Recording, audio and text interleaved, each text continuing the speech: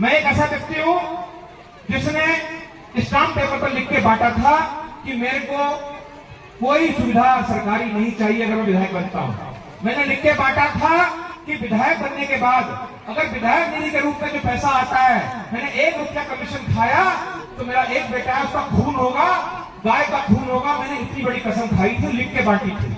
मुझे मेरे लिए कुछ नहीं चाहिए, मुझे मेरे लिए कुछ भी नहीं चाहिए। मेरा जीवन तो कट जाएगा जैसे कट रहा है, लेकिन मैं चाहता हूं कि जैसे हमारा पूरा क्षेत्र है, यहाँ के हमारे पूरे क्षेत्र के जो बच्चे हैं, जो महिलाएं हैं, जो बहनें हैं, जो भुगत रही है, वो ना भुगते, उनका आने वाला समय उज्जवल हो, उनका आने वाला समय सुंदर हो। जो आने वाली पीढ़ी है वो ये ना कहे कि तुमने हमारे लिए क्या किया, आने वाली पीढ़ी यह ना कहे कि तुमने हमें क्या पढ़ाया, आने वाली पीढ़ी ना कहे कि तुमने हमारे लिए कुछ भी नहीं किया। इस दुनिया की जो अच्छी से अच्छी गाड़ियां हो सकती है वो सब मेरे पास है। मैं कोई यहाँ विधायक बनने के लिए यहाँ गांव गांव बैठ कल्याणी नहीं घूम रहा हूँ। उसके लिए मेरे पास बहुत सारे अन्य स्थान थे, मेरे पास अन्य जगह के प्रपोजल थे। मैंने कहा नहीं, अगर भगवान ने मुझे किसी लायक बनाया है, कुछ बनूंगा, अपने क्षेत्र के लिए बनूंगा, करना चाहूंगा, अपने क्षेत्र में करना चाहूंगा। इसीलिए इन सारी बुरी ताकतों से संघर्ष करते हुए मैं यहाँ पर रात दिन लड़ता हूँ, रात दिन भिड़ता हूँ। मैं गलत तो नहीं कर रहा हूँ आप लोगों से। हमारे सारे बच्चे दिल्ली रह रहे हैं, भागल रह रहे हैं, बागेश्वर हल्द्वानी रह रहे हैं। आप बच्चों को पता ही नहीं है भगार क्या होता था, पता ही नहीं है माणा क्या होता था, पता ही नहीं है। गलत तो नहीं कर रहा हूँ।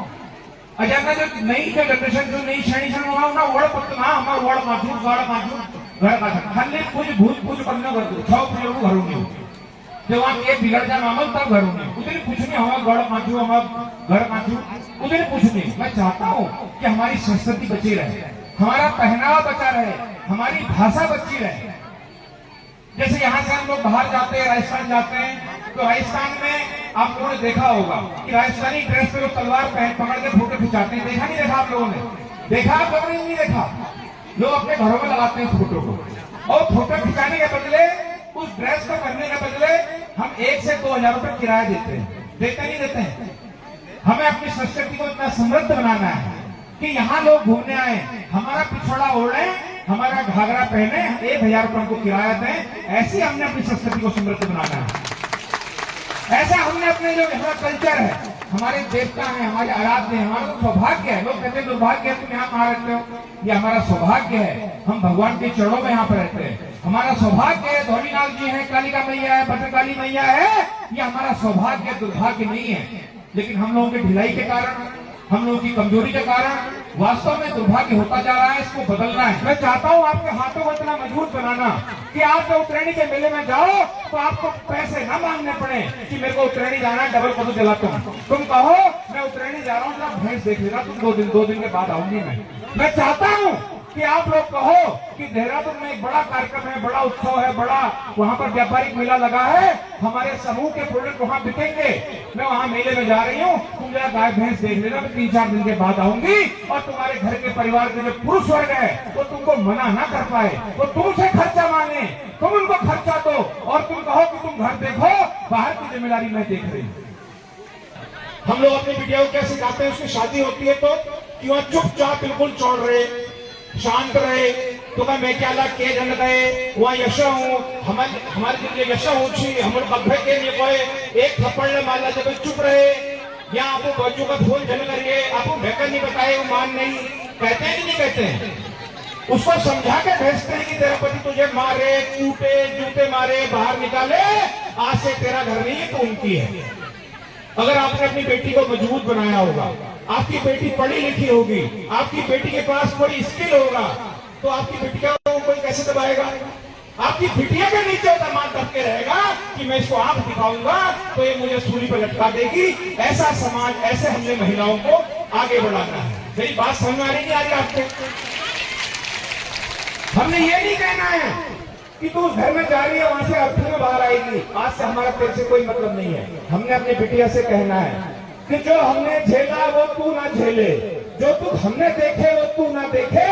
ऐसा टाटा कंसार ऐसी यहाँ की बहनों को, बेटियों को मजबूत बनाना है।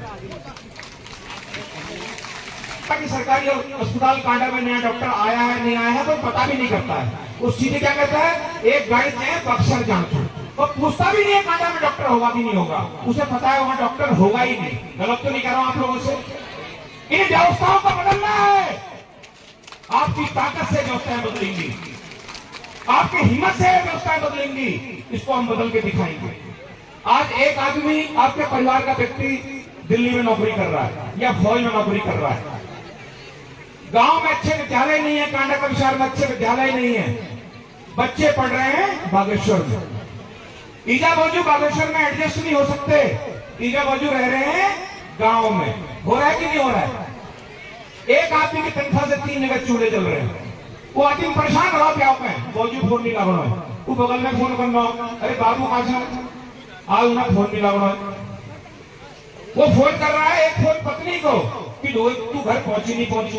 कितनी समस्याएं हैं, कितनी दिक्कतें हैं।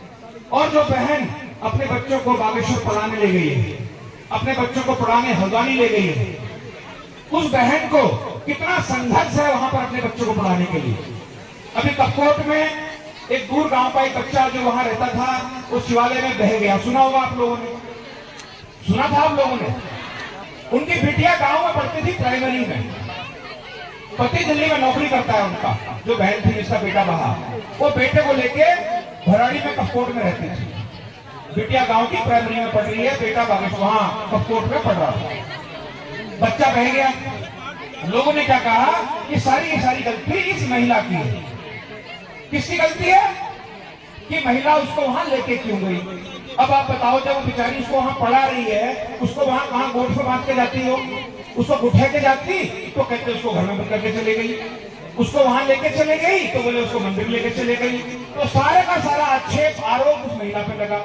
मैं उस महिला के गांव लाहौर गया, तो एक तो उसको इतना बड़ा वियोग था, इतना बड़ा कष्ट था कि उसका बेटा चला गया। उसके साथ में पूरे समाज ने उसे आक्षेप किया कि इसकी गलती से चला गया, इसकी गलती से चला गया, इसकी गलती से चला गया। वो तिल तिल मर रही थी, तिल तिल मर रही थी। मैंने उसको अपनी आंखों से देखा। तो महिला होकर समाज में जीना कितना दुष्कर है, कितना मुश्किल है, मैं इस बात को जानता हूं। इस समाज की गंदी निगाहों से बच के बागेश्वर में अपने बच्चे पढ़ाना कितना मुश्किल है, मैं जानता हूं। जो बहनें रहती हैं वो जानती हैं। अगर महिला अपने बच्चों को बागेश्वर में पढ़ाती है तो बागेश्वर के कितने अजीब तरह के, कितने तरह तरह के लोगों ने उस महिला को परेशान करना होता है, उस महिला को छेड़ना होता है, हिंदी में आप अगर जानना चाहो। और अगर वो महिला प्रतिकार करे, महिला स्वीकार ना करे, महिला बात ना करे, उस महिला की शिकायत तुरंत उसके पति को बोलते हैं, अरे आज वहां घूमने ही मोटरसाइकिल में। उसके घर में फोन करते हैं, अरे वो वहां घूमने ही तुम लोग छोड़े क्यों।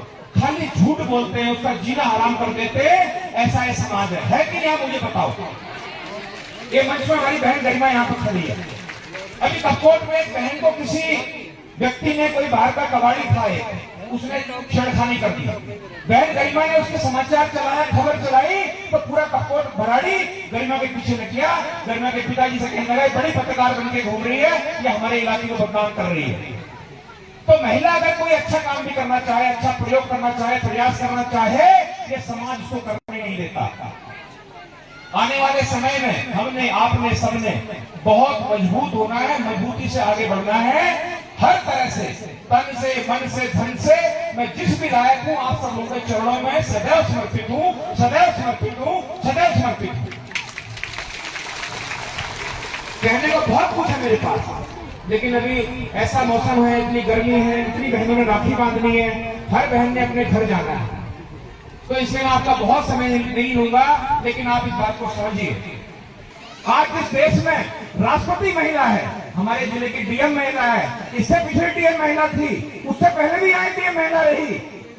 लड़कियां जहाज उड़ा रही हैं, लड़कियां अंतरिक्ष में जा रही हैं, और हमारे यहाँ के बच्चों को कहा जाता है ये बेटी हो गई, ये प्राइमरी में पढ़ेगी और बेटा कंट्री वाइड में पढ़ेगा।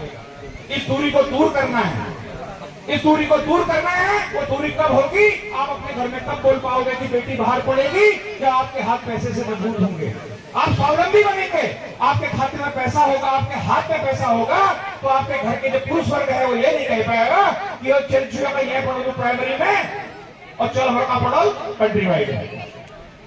समानता का अधिकार, सुरक्षा का अधिकार, महिलाओं को आगे बढ़ने का अधिकार मैं चाहता हूं आपको मिले।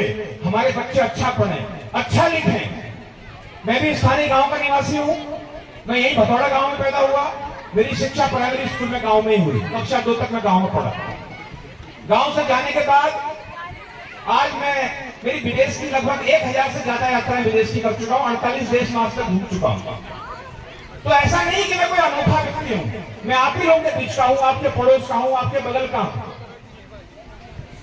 फर्क यह है कि मुझे मौका मिल गया, बाहर जाने का मौका मिल गया, मुझे किसी ने सहारा दे दिया, मैंने दुनिया देख ली, इसे मैं देश दुनिया घूम के आया, मैंने अपने को मजबूत किया, अपना कारोबार मजबूत किया।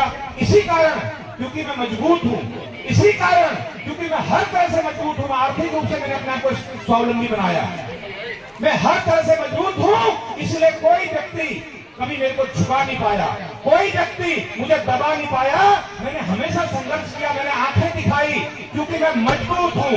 मैं चाहता हूं कि हर बहन मजबूत हो, अपने परिवार को मजबूत बनाए, बच्चियों को पढ़ाए, और आपकी जो बच्चियां हैं, आपकी जो बेटियां हैं, वो अपने जीवन में अच्छे से अच्छा करें। आज हमारे क्षेत्र में तमाम तरह की विषमताएं हैं। यह आज जो कार्यक्रम है राजनीतिक कार्यक्रम बिल्कुल नहीं है।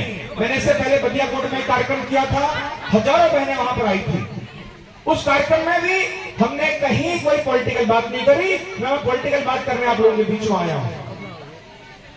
राजनीति एक माध्यम है, लेकिन मकसद है अपने क्षेत्र को आगे बढ़ाना, मकसद है इस कांडा कपकोट को ऊंचाइयों पर ले जाना, मकसद है हमारे जिले के इन लोगों को आर्थिक रूप से स्वावलंबी बनाना। राजनीति एक माध्यम है, मकसद जो है वो मकसद सेवा है। तो मैं चाहता हूं कि आप सब लोग मजबूत बने, मजबूर ना बने। जब आप मजबूत होंगे तो कोई आपको, आपकी बिटिया को मजबूर नहीं कर सकता।